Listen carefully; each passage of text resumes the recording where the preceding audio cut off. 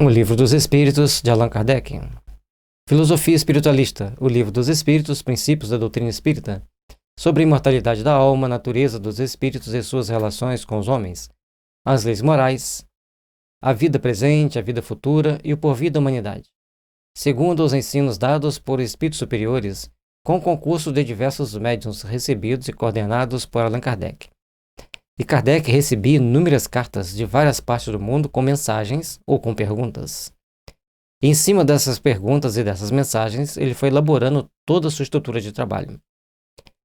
E assim, nasceu a doutrina espírita de um esforço hercúleo de um grande trabalhador que dedicou uma grande parte da sua vida, onde ele se entrega com tanto afinco àquele trabalho, que ele acaba antecipando o dia de sua partida final, mas deixa uma obra imortal. Parte 4. Das Esperanças e Consolações, capítulo 1. Das penas e gozos terrestres. Felicidade e infelicidade relativas. Perda de entes queridos. Decepções. Ingratidão. Afeições destruídas. Uniões antipáticas. Temor da morte. Desgosto da vida. Suicídio. Felicidade e infelicidade relativas. Questão 920.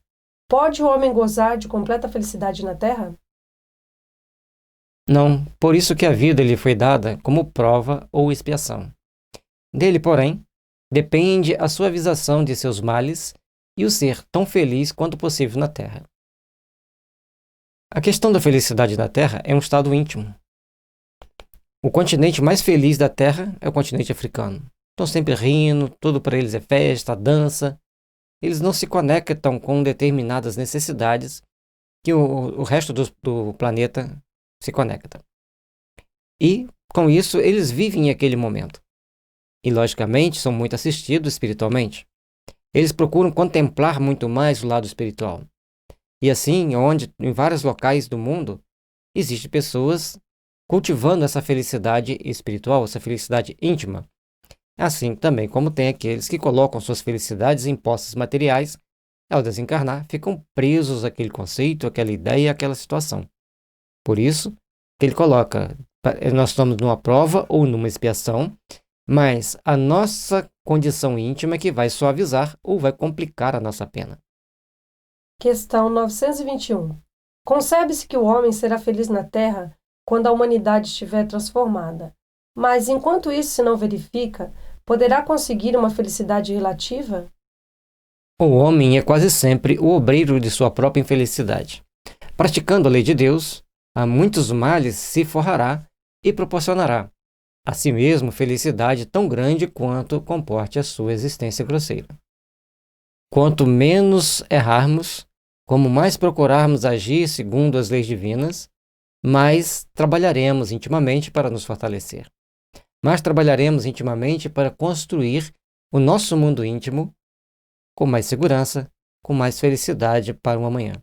Depende de nós agirmos da melhor forma possível na edificação do bem, na construção do bem ao longo de nossa caminhada.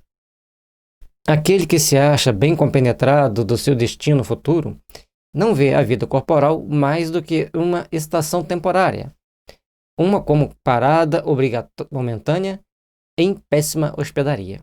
Então nós estamos numa viagem e a encarnação na Terra é como se nós tivéssemos que passar uma noite numa hospedaria muito ruim, bem complexa. Aquelas que assim a gente olha e fala assim, é só por uma necessidade extrema, certo? Para a gente poder comparar. E assim a gente vai entendendo que estar reencarnado na Terra não é nada muito bom, não é nada muito agradável. Mas nós temos que procurar fazer o máximo possível para estarmos ali com segurança, para vivenciarmos ali com segurança.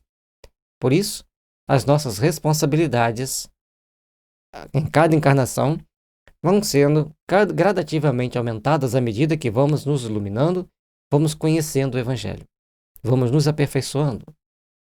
Questão 922. A felicidade terrestre é relativa à posição de cada um. O que basta para a felicidade de um constitui a desgraça de outro. Haverá, contudo, alguma soma de felicidade comum a todos os homens? Com relação à vida material, é a posse do necessário. Com relação à vida moral, a consciência tranquila e a fé no futuro. Precisamos saber edificar esse sentimento. A fé no futuro e a consciência tranquila é aquilo que vai nos dar suporte e aporte para conquistarmos a nós mesmos e para darmos os passos necessários à nossa conquista íntima, à nossa conquista interior. Procuremos, pois, agir com o máximo de segurança possível na edificação do bem, na edificação da luz espiritual em nossas almas, para nos fazermos melhores, para procurarmos construir um mundo melhor para todos nós. Questão 923. O que para um é supérfluo não representará para outro o necessário e reciprocamente de acordo com as posições respectivas? Sim, conformemente às vossas ideias materiais, aos vossos preconceitos, à vossa ambição e às vossas ridículas extravagâncias, a que o futuro fará justiça quando compreenderdes a verdade. E aqui ele já traz para a gente que no futuro nós vamos compreender certas verdades, conforme a gente vai evoluindo, a gente vai entendendo e a gente vai sabendo separar as coisas. E foi perguntado uma vez para o Chico Xavier quem era a pessoa mais rica do mundo, e ele disse aquele que tiver menos necessidade. E, logicamente, o mais pobre é aquele que tem mais necessidade.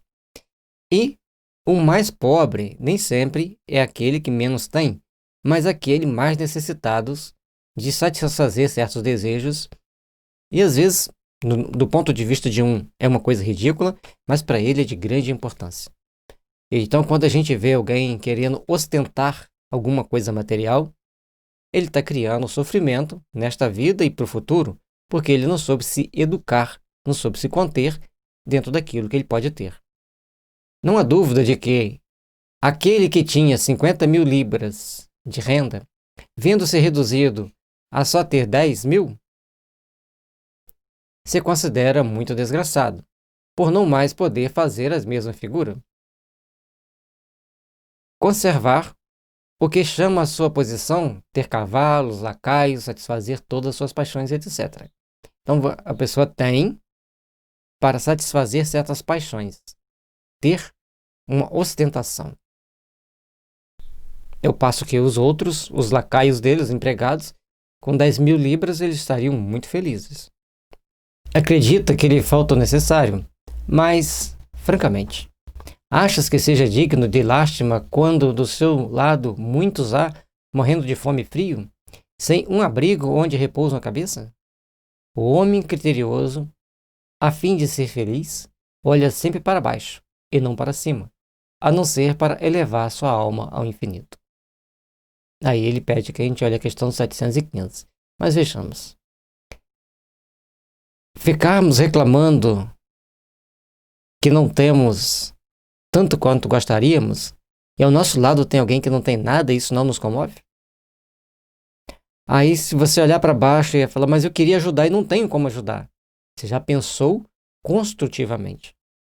Agora, pense melhor ainda. Eu não tenho como ajudar como eu gostaria de ajudar, mas eu posso ajudar com a palavra amiga, com 10 centavos, com uma buchinha de bombril, com um biscoito, com um pão. Isso está ao nosso alcance. Isso não vai desbalancear o nosso orçamento. Eu falei uma buchinha de bombril porque uma vez eu bati na casa fazendo campanha do quilo, não tinha nada. E a dona perguntou assim, posso dar uma buchinha de bombril? Eu falei, pode. E ela deu com tanta alegria que uma buchinha mesmo de bombril. Pegou no pacote lá só uma buchinha assim. Então a gente tem que ver, que acabei fazendo propaganda, né? Então a gente tem que ver que existe a solidariedade. Aquele espírito que estava ali reencarnado, é o mínimo que ela tinha, mas ela dava com prazer. E passamos já em tantas casas com 3, 4 carros novos na garagem e diziam, não temos nada para vocês. Então, aqui está mostrando para nós que nós temos que saber usar os nossos recursos, saber usar o dinheiro que temos para o benefício dos nossos semelhantes. E a questão 715 trata do necessário e supérfluo.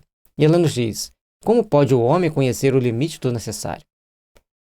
Aquele que é ponderado conhece por intuição. Muitos só chegam a conhecê-lo por experiência e à sua própria custa. Eis a grande chave. Se você tem necessário e você ajuda, você compartilha, você faz a caridade, você faz o bem, você está criando um bom caminho para a sua próxima encarnação. Se você passa por determinadas situações, passa por determinadas condições e não procura compreender a sua situação na próxima reencarnação, porque quando você pensa só nesta daqui, você fica meio tolhido para as próximas etapas evolutivas, o que traz para nós algumas consequências não muito boas. Então nós temos que saber olhar para dentro de nós, observar como nós estamos agindo, como nós estamos interagindo, para podermos estar sempre trabalhando para o bem, na edificação do bem. Então, o que eu tenho necessário e o que eu posso doar. Se eu tenho hoje, o que eu posso doar e como eu posso doar. Então, essas etapas de questionamento íntimo nós temos que saber fazer e doar com amor. Não é doar, ai, que pena, eu estou deixando de comprar um chocolate para mim para doar isso aqui para uma pessoa. Não. Que bom que eu estou sabendo renunciar a um chocolate para dar isso aqui para uma pessoa. Isso é um exemplo, tá? Nós temos que aprender a trabalhar intimamente as nossas forças para nos salvar do nosso próprio egoísmo, da nossa própria falta de responsabilidade, falta de respeito com as coisas divinas. Questão 924. Há males que independem da maneira de proceder do homem e que atingem mesmo os mais justos. Nenhum meio terá ele de os evitar? Deve resignar-se e sofrê-los sem murmurar, se quer progredir. Sempre, porém, lhe é dado aurir consolação na própria consciência, que lhe proporciona a esperança de melhor futuro, se fizer o que é preciso para obtê-lo. E aí vem uma série de situações. Nós vivemos num mundo onde impera, no momento, o materialismo. E aí tudo aquilo que você vai sair do materialismo, que você vai para a solidariedade, para a compaixão, sempre tem aqueles que reclamam, sempre tem aqueles que acham que não está certo. A responsabilidade é de fórum íntimo e de cada um. Compete-nos a responsabilidade de agirmos segundo a vontade de Deus e respeitarmos as leis divinas. É a partir do momento que sabemos colocar na balança, nós vamos construindo o nosso melhor amanhã, o nosso melhor meio de ser, a nossa melhor forma de interagir dentro da sociedade. Mas lembrando que, se estamos passando por alguma situação difícil, não murmuremos, mas agradeçamos a Deus por estarmos pagando nossas dívidas. De dizer, no momento de dificuldade, no momento de provação, no momento de expiação, Senhor, agradeço-vos essa oportunidade, que é uma dívida menos que tenho para minha próxima existência. Então você está sendo grato a Deus e está reconhecendo a justiça de Deus. Questão 925. Por que favorece Deus com os dons da riqueza a certos homens que não parecem tê-las merecido? Isso significa um favor aos olhos dos que apenas veem um presente. Mas ficai sabendo, a riqueza é, de ordinário, a prova mais perigosa do que a miséria. Observai as questões 814 seguintes, que é prova da riqueza e da miséria. E aí, nós temos que pensar muito. Primeiro, as encarnações na Terra não são todas planejadas por espíritos superiores. Eles têm aquelas situações em que aparecem certos espíritos e, entre aspas, entram de gaiato no navio. Tanto aqueles bons entram em determinada família para tentar soerguê-los, e tem aqueles maus que entram em determinada família para prova e expiação deles. Da mesma forma, nós vamos ver pessoas que têm um grande tino administrativo, ele chega dentro de uma família, de alguma forma, naquela família que já tem uma base, ele decuplica aquela dose, multiplica por 10 aquela base que a pessoa tem. Mas ele não tem bons sentimentos, ele tem inteligência. Então a gente tem que entender que ora você evolui em inteligência e ora em moral, ora em inteligência e ora em sabedoria. Até o momento que a gente conseguir equilibrar inteligência, moral e sabedoria, e a gente vai conseguir gerenciar bem a nossa vida. E além do mais, você sair do padrão moral dos costumes da época é uma coisa delicada. Então todos nós temos que aprender a nos fazermos melhores, a vivenciar melhor cada uma das nossas situações, cada uma das nossas experiências. Questão 926. Criando novas necessidades, a civilização não constitui uma fonte de novas aflições? Os males deste mundo estão na razão das necessidades factícias que vos criais. Há muitos desenganos se poupa nesta vida aquele que sabe restringir seus desejos e olha sem inveja para o que esteja acima de si, o que menos necessidade tem. Esse é o mais rico. Então, quanto menos necessidade você tem, mais rico você é. E às vezes as pessoas sofrem por querer alguma coisa que está acima do seu poder aquisitivo. Mas tudo isso faz parte de um processo de evolução, onde nós vamos procurando nos aperfeiçoar, vamos procurando nos corrigir para alcançarmos patamares superiores da existência, patamares superiores de vida, de entendimento e de realização espiritual. Invejais os gozos os que vos parecem os felizes do mundo. Sabeis, porventura, o que lhes está reservado? Se os seus gozos são todos pessoais, pertencem eles ao número dos egoístas, o reverso então virá. Se você vê uma pessoa que é muito rica e só fica explorando os outros, tirando proveito da sua riqueza, da sua beleza, daquilo que ele tem em abundância, sem se preocupar com o sofrimento alheio, ele está entre os egoístas, e entre os egoístas ele vai ter um momento que ele vai passar pelo reverso. E no reverso da situação vem o sofrimento, vem a desilusão, vem o desgosto. E muitas das vezes aqueles que estão no limite do necessário, eles estão desenvolvendo sentimentos que os outros ainda não desenvolveram. Porque ser solidário é uma coisa delicada. Ser solidário na abundância é relativamente fácil. Ser solidário quando se tem pouco é um pouco mais delicado, mas você tem que desenvolver o sentimento de solidariedade. Deveis de preferência lastimá-los. Deus algumas vezes permite que o mal prospere, mas a sua felicidade não é de causar inveja, porque com lágrimas amarga apagará. Quando um justo é infeliz, isto representa uma prova que lhe será levada em conta, se a suportar com coragem. Lembrai-vos dessas palavras de Jesus: bem-aventurados os que sofrem, pois que serão consolados. E as palavras de Jesus nunca passarão. Por isso nós temos que ficar bem atentos na forma com que nós lidamos com cada fato, com cada situação. E as bênçãos do amor do Cristo vêm sempre para nós, nos orientando, através do Evangelho, o caminho que nós devemos seguir. Quanto mais soubermos ser sóbrios, sermos módicos na forma de a gente usar aquilo que nós temos que usar com modéstia, temos que usar com simplicidade e de forma útil. Todas as pessoas querem ficar ricas, mas ficar rica para quê? Com qual finalidade? Com qual objetivo? Eis a grande questão. Questão 927. Não há dúvida que há a felicidade. O supérfluo não é forçosamente indispensável, porém o mesmo não se dá com o necessário. Ora, não será real a infelicidade daqueles a quem falta o necessário?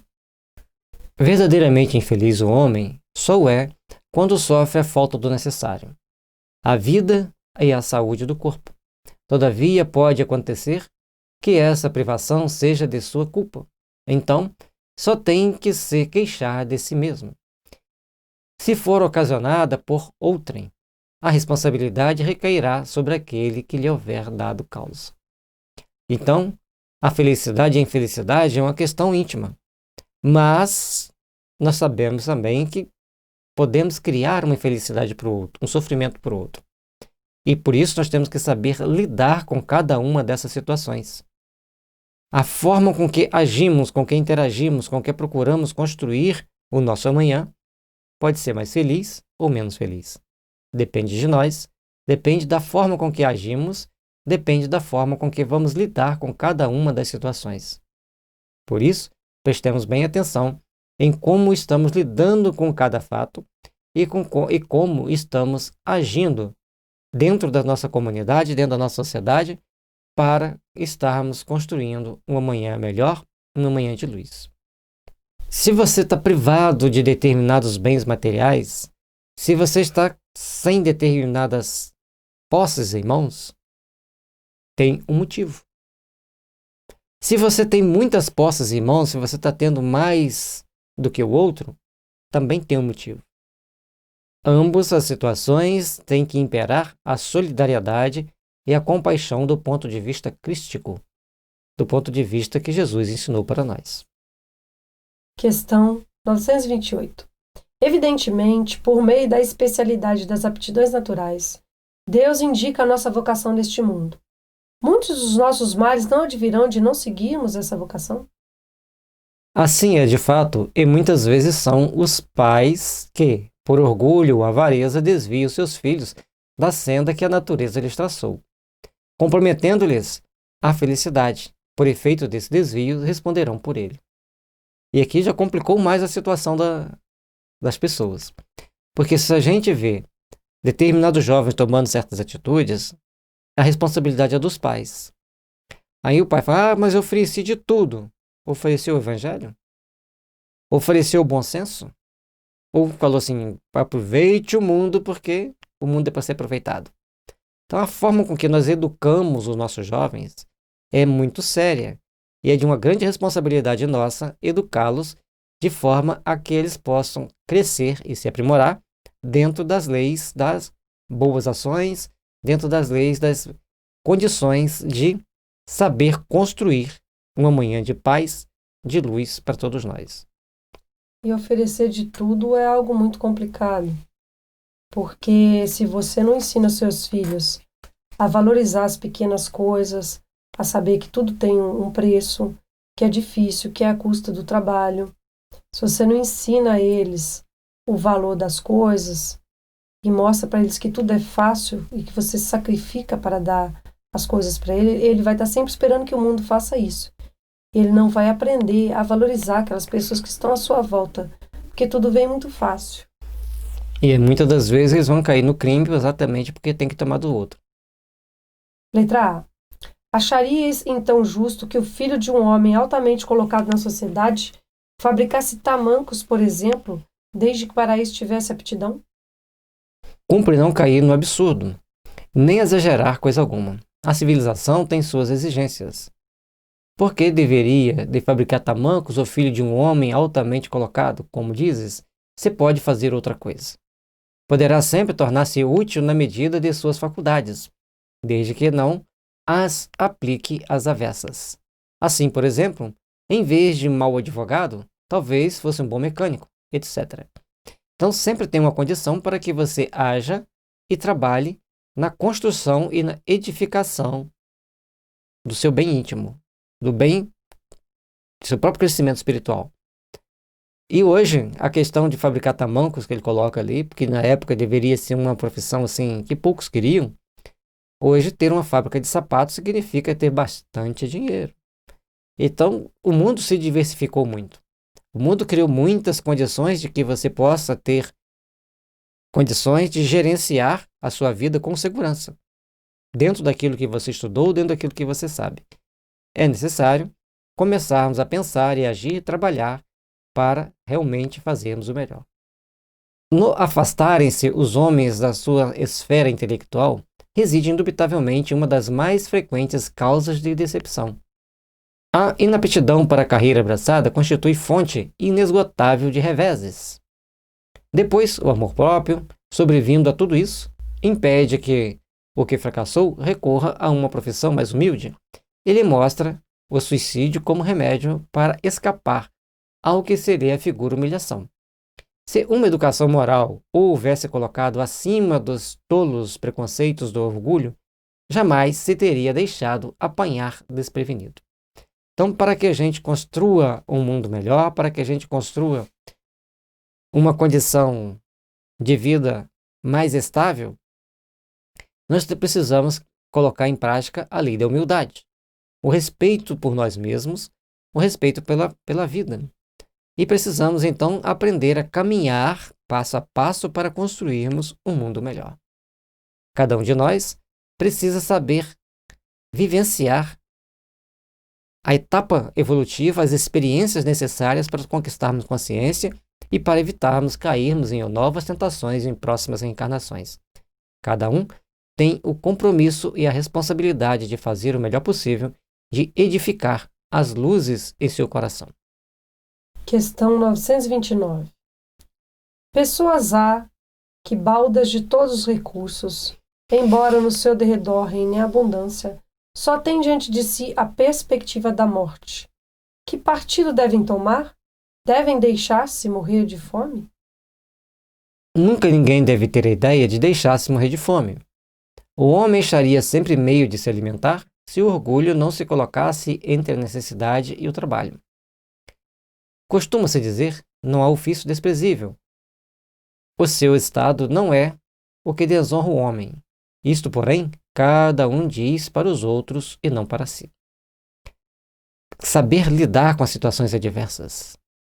Saber lidar com as situações mais delicadas. E aí, a gente vê aqui um grande egoísmo. Se ao redor reina abundância e a pessoa está sem nada, a falta de solidariedade está imperando nesses corações. E aí, as coisas ficam bem mais delicadas, bem mais complexas. Questão 930. É evidente que se não fossem os preconceitos sociais, pelos quais se deixa o homem dominar, ele sempre acharia um trabalho qualquer que lhe proporcionasse meio de viver, embora deslocando-se da sua posição. Mas entre os que não têm preconceitos ou os põem de lado, não há pessoas que se veem na impossibilidade de prover às suas necessidades em consequência de moléstias ou outras causas independentes da vontade delas? Numa sociedade organizada segundo a lei do Cristo, ninguém deve morrer de fome. Numa sociedade organizada segundo a lei do Cristo, todos devem ter o necessário. E no Evangelho segundo o Espiritismo, tem um item que fala sobre compartilhar as riquezas do mundo não daria necessário para todos. Mas hoje as coisas mudaram. E além do mais, se os ricos do mundo investissem efetivamente em coisas úteis, que geram trabalho, que geram mais riqueza, e não simplesmente investir em meios abstratos, vamos deixar assim, certamente todos teriam o necessário. Mas a grande dificuldade das pessoas que chegaram a uma posição de destaque no mundo material, no mundo financeiro, é serem solidários. Com raras exceções, é claro. Mas o mundo, de hora em diante, vem passando por grandes transformações, por grandes mudanças, e esperamos que essas pessoas, que venham substituir os herdeiros dessas pessoas, no caso, entre eles tem aqueles com sintonia superior para trabalharem para o bem, para edificarem as luzes do bem. Trabalhemos, pois, cada dia para procurarmos nos fazer melhor, procurarmos nos adaptar a um processo de crescimento espiritual, de melhoria íntima. Porque este aviso, esta questão é muito séria. E todos nós seremos responsabilizados por aquilo que deixarmos de fazer. E isso acontece na consciência mesmo, na própria consciência. Interessante que é uma questão tão grande e uma resposta simples, incisiva e profunda. Com uma organização social criteriosa e previdente, o homem, só por culpa sua, pode faltar ao necessário. Porém, suas próprias faltas são frequentemente resultado do meio onde se acha colocado. Quando praticar a lei de Deus, terá uma ordem social fundada na justiça e na solidariedade, e ele próprio também será melhor. Então nós temos que aprender a praticar as leis de Deus para que a justiça e a solidariedade passe a imperar e todos nós seremos melhores. É importante entendermos isso. Ele pede para olharmos a questão 793. Por quem disso você pode reconhecer uma civilização completa. Reconhecê-la-eis pelo desenvolvimento moral. Credes que estáis muito adiantados, porque tendes feito grandes descobertas e obtido maravilhosas invenções. Porque vos alojais e vestis melhor do que os selvagens. Todavia não tereis verdadeiramente o direito de dizer-vos civilizados, senão quando de vossa sociedade houver banido os vícios que os desonram. E quando viverdes como irmãos, praticando a caridade cristã, até então sereis apenas povos esclarecidos, que hão percorrido a primeira fase da civilização. E aqui é muito importante, porque civilizado, muitas das vezes os selvagens são muito mais do que os chamados civilizados. Porque ser civilizado é você saber praticar a lei de amor, de solidariedade e de compaixão no mais alto nível, no mais alto índice. E aí, nessa condição, nós temos que estar sempre atentos em como estamos agindo, em como estamos interagindo, para sermos realmente melhores, para estarmos realmente melhores como espíritos imortais. Observemos bem nossos atos. Lendo um artigo espírita de uma carta emitida de um bispo do Peru para o Kardec, esse bispo lia os livros espíritas e ele foi ler então para os índios com os quais ele convivia. E o índio fez a seguinte colocação: então, os brancos são nossos irmãos? Eles poderão estar reencarnados entre nós algum dia e nós entre eles algum dia? E o padre, o bispo, logicamente respondeu que sim. E aí, ele falou assim, então a gente não deve maltratá-los tantos quanto a gente encontrá-los por aqui. E quando ele foi ler o Livro dos Espíritos entre os povos chamados brancos, eles não aceitaram plenamente, porque ia contra tudo aquilo que eles faziam. Doía-lhe a consciência, então não quero nem saber disso, para continuar fazendo aquilo. O processo evolutivo dá voltas. Aqueles que foram orientados, que foram esclarecidos, que tomaram melhor posição espiritual, passam hierarquicamente àqueles que não cumpriram as leis divinas e vão ter funções melhores. Só que muitas das vezes são atacados e obsediados por aqueles que ficaram na retaguarda. Então, esse trabalho que tem de esclarecimento de espíritos é fundamental para que o mundo seja mais justo, para que o mundo seja melhor. Então, a lei de solidariedade, justiça e compaixão, se nós não a praticarmos, não tem problema. Na próxima encarnação, viremos sofrendo as consequências de que fizemos os outros sofrer. A reencarnação é isso. A civilização, como todas as coisas, apresenta gradações diversas. Uma civilização incompleta é um estado transitório, que gera males especiais, desconhecidos do homem e do estado primitivo.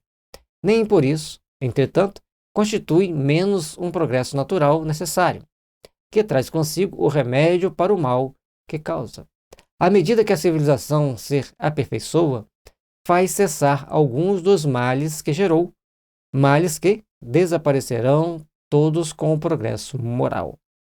E assim a questão é bem maior, vai mostrando para nós que temos que procurar desenvolvermos-nos moralmente, nos tornarmos melhor, nos tornarmos mais capacitados de interagir uns com os outros, respeitando-nos mutuamente, construindo o sentimento de harmonia e de paz entre nós. Questão 931. Por que são mais numerosas na sociedade as classes sofredoras do que as felizes? Nenhuma é perfeitamente feliz, e o que julgais ser a felicidade muitas vezes oculta pungentes aflições. O sofrimento está por toda parte. Estamos na Terra, um planeta ainda de provas e expiações, e também regeneração. Mas, em todas as três etapas, nas provas, nas expiações e na regeneração, o sofrimento está presente, porque ainda não tomamos consciência de que devemos praticar o Evangelho em toda a extensão que devemos praticar. Entretanto, para responder ao teu pensamento, direi que as classes a que chamas sofredoras são mais numerosas por ser a Terra lugar de expiação.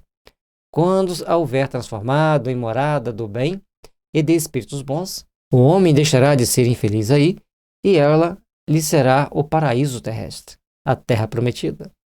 A Terra Prometida é quando nós começarmos a desenvolver os bons sentimentos, os bons ideais, aprendermos a sermos solidários, e com isso, todos nós estaremos aptos a seguir o Evangelho, a praticar o Evangelho, e nesse momento, a terra prometida, que é o paraíso.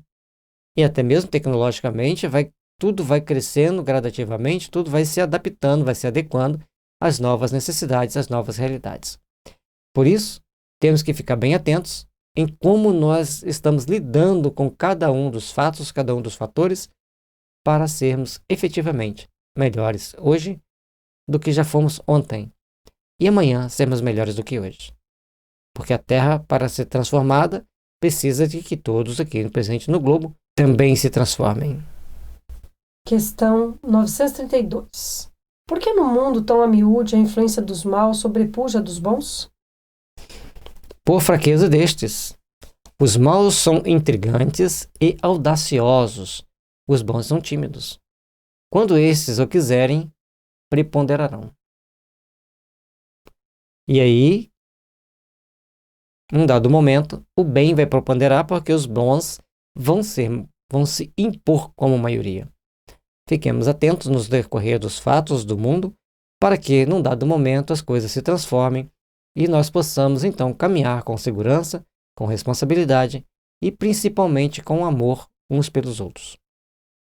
Questão 933.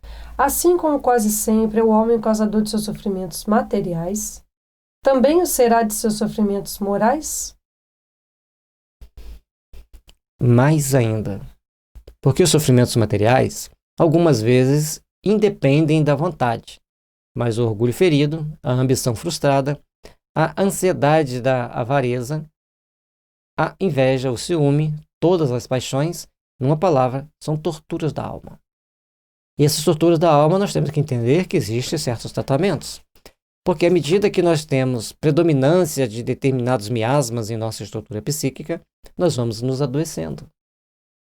E orgulho é doença, ambição é doença, ansiedade, avareza, inveja e ciúme e todas as paixões. À medida que vamos nos harmonizando, que vamos nos tratando, e para orgulho ferido, vai ter 3 remédios na homeopatia. Para ambição frustrada, são mais ou menos os mesmos 3 remédios. Por causa das mágoas, dos ranços, do ódio. A ansiedade da avareza e a ansiedade em si e a avareza em si também tem remédio na homeopatia. A inveja e o ciúme. A inveja, o principal remédio é o Ruta Graviolis, a arruda. Logicamente que diluída, dinamizada, e vai fazer com que a pessoa comece a deixar de ter aqueles sentimentos. E também para o ciúme doentio, tem remédio que vai tirar essas ilusões da pessoa, porque o ciúme a pessoa cria uma ideia, uma ilusão, um delírio no caso, de que o outro está com outra pessoa.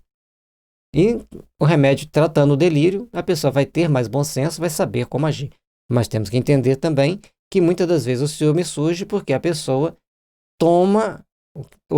enciumada, no caso, toma determinada postura, faz determinados jogos psicológicos para induzir o outro ao sofrimento, à angústia e a sentir tamanha insegurança que ele cria o ciúme. Então, tem todas as situações. E aí, cada um tem que saber se defender para não deixar criar todas aquelas situações que são torturas da alma.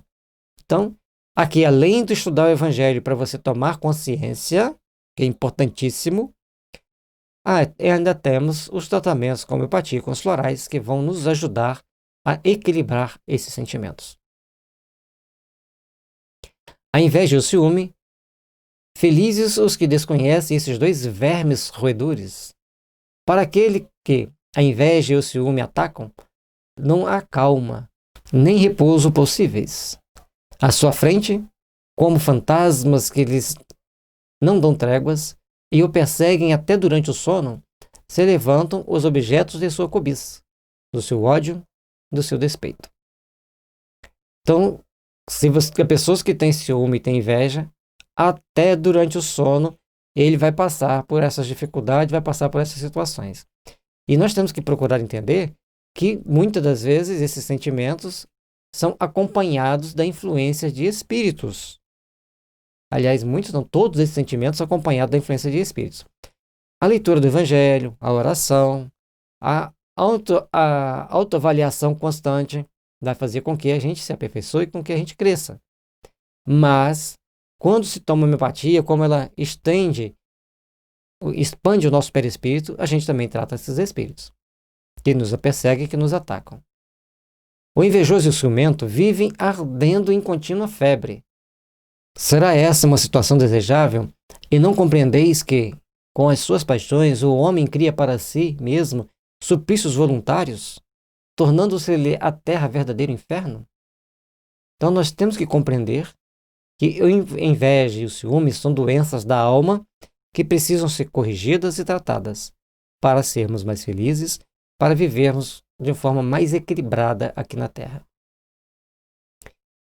Muitas expressões pintam energeticamente o efeito de certas paixões. Diz-se: ímpar de orgulho, morrer de inveja, secar de ciúme ou de despeito, não comer nem beber de ciúmes, etc. E este quadro é sumamente real. Acontece até não ter o ciúme objeto determinado. E a gente vai vendo essas situações, dessas cobiças, desse ciúme, dessas tendências, situações bem delicadas, bem complexas. E, logicamente, que espíritos tiram proveito disso para nos deixar em maus lençóis. Aprenda a conter-se com o que tem. Aprenda a satisfazer-se com o que tem. Aprenda a vivenciar-se com o que tem. E assim serás mais feliz, e assim terás mais condições de vivenciar o bem, o amor e a paz em seu coração. Há pessoas ciumentas, por natureza, de tudo que se eleva, de tudo que sai da craveira vulgar, embora nenhum interesse direto tenham, mas unicamente porque não podem conseguir outro tanto. Ofusca-as tudo o que lhes parece estar acima do horizonte, e, se constituíssem maioria na sociedade, trabalhariam para reduzir tudo ao nível em que se acham. É o ciúme aliado à mediocridade. E quantas pessoas estão nesse sentimento? Infelizmente, o número é muito grande ainda. Mas, felizmente, eles não têm o poder, porque a sociedade, embora muitos tenham esse sentimento, tentam negá-lo. Quanta necessidade de ruta graviolis para todos eles, e quanta necessidade de tomarem consciência. Mas nós sabemos o quanto é difícil uma tomada de consciência. E sabemos também o quanto é mais fácil as pessoas se melhorarem depois de algumas doses de homeopatia. É importante entendermos esse detalhe para procurarmos crescer e evoluir. E na Revista Espírita de 1858, na página 463, vai estar mostrando uma pergunta que o Kardec faz ao Dr. Moore, o que ele achava da homeopatia após estar desencarnado, e ele responde que a homeopatia é uma das teorias dos fluidos latentes que ajudará a humanidade a evoluir mais rápido. Então vamos ficar atentos nesse detalhe, vamos ficar atentos nessa informação, vamos procurar entender a homeopatia, vamos procurar compreender como ela age, como ela funciona. Nós temos um livro que se chama Homeopatia, Tratamento para o Espírito e para o Corpo, onde nós colocamos a visão espírita, a visão homeopática, associada à prática do Evangelho, para entendermos as doenças, o karma e as consequências de nossos atos. De ordinário, o homem só é infeliz pela importância que liga às coisas deste mundo. Faz-lhe a infelicidade, a vaidade, a ambição e a cobiça desiludidas. Então, quando você quer alguma coisa que está fora do seu alcance e não são necessárias para você, apenas um massagear de ego se você o conseguir, você está criando problemas para sua própria felicidade ou procurando ser infeliz. Procuremos, assim, trabalhar intimamente para nos fazermos melhores, para procurar construir uma manhã de luz e de paz para todos nós. Se colocar fora do círculo acanhado da vida material, se elevar seus pensamentos para o infinito, que é seu destino, mesquinhas e pueris lhe parecerão as vicissitudes da humanidade, como são as tristezas das crianças que se aflige pela perda de um brinquedo, que resumia a sua felicidade suprema. Então, veja bem, a colocação que ele faz é muito interessante. Então, você tem um brinquedo, a criança tem um brinquedo, aquele brinquedo para ela é o point, é a coisa mais importante, e aquele brinquedo some, perde. Ela vai ficar muito triste alguns dias, depois ela vai esquecer, vai arrumar outro brinquedo, embora ela lembre do outro de vez em quando, mas aquele que ela tem o substitui. Da mesma forma, se nós compreendermos que a vida é eterna, que na vida espiritual tem alegrias muito diferentes das que temos aqui, vamos procurar colocar alegria naquilo que nos faz bem espiritualmente, que traz paz para o nosso espírito. Aquele que só vê felicidade na satisfação do orgulho e dos apetites grosseiros é infeliz, desde que os não pode satisfazer. Ao passo que aquele que nada pede ao supérfluo é feliz com os que outros consideram calamidade. E aí nós temos dois lados. Um tem um celular simples, satisfaz as necessidades dele e está feliz. O outro tem um celular sofisticado, mas ele quer um outro mais sofisticado que saiu novo. E se sair outro novo, ele quer aquele mais sofisticado, nunca se satisfaz com o que tem. Não é nada errado você querer fazer isso. Está garantido o emprego de outras pessoas, mas o problema é que isso te traz uma certa infelicidade, uma certa inquietação. Portanto, é necessário que nós procuremos nos educar para nos fazermos melhores, para procurarmos estar melhor intimamente e compartilharmos os bons sentimentos, as boas solidariedade com as demais pessoas que estiverem por perto de nós. Referimos-nos ao homem civilizado, porquanto o selvagem, sendo mais limitado às suas necessidades, não tem os mesmos motivos de cobiça e de angústia. Diversa a sua maneira de ver as coisas, como civilizado, o homem raciocina sobre a sua infelicidade e a analisa. Se você for perfeitamente civilizado, você vai ver aquela sua necessidade como está sendo. Ela é realmente necessária? Você vai começar a raciocinar sobre ela e criar as perspectivas do que você deve ou o que você não deve fazer. Então, há uma condição para que você consiga tomar a atitude, tomar a ação compatível e necessária com o seu processo evolutivo, com o seu crescimento espiritual. Por isso é que esta o fere, mas também lhe é facultado raciocinar sobre os meios de obter consolação e de analisá-los. Essa consolação ele a encontra no sentimento cristão, que lhe dá a esperança de melhor futuro, e no Espiritismo, que lhe dá a certeza deste futuro, e principalmente vai trazer para nós a questão de entendermos que estamos aqui na Terra para um aprendizado, para nos autoeducarmos, para buscarmos sermos melhores. À medida que trabalharmos intimamente para burilar os nossos sentimentos, procurar então desenvolver os bons ideais e procurarmos sermos efetivamente melhores, porque estamos aqui para aprendermos, para sabermos renunciar a certas coisas e lutarmos por outras, discernir uma da outra questão de sabedoria. E com isso, vamos caminhando, vamos buscando nossa evolução, vamos buscando o nosso aperfeiçoamento. Rogando a Jesus as bênçãos do amor para que possamos compreender bem o seu Evangelho, compreender bem todos os ensinamentos sagrados que temos em nossas mãos e, principalmente, sabermos compreender e vivenciar o que tem no Evangelho segundo o Espiritismo, porque nada mais é do que um roteiro para que a gente pratique bem o Evangelho de Jesus.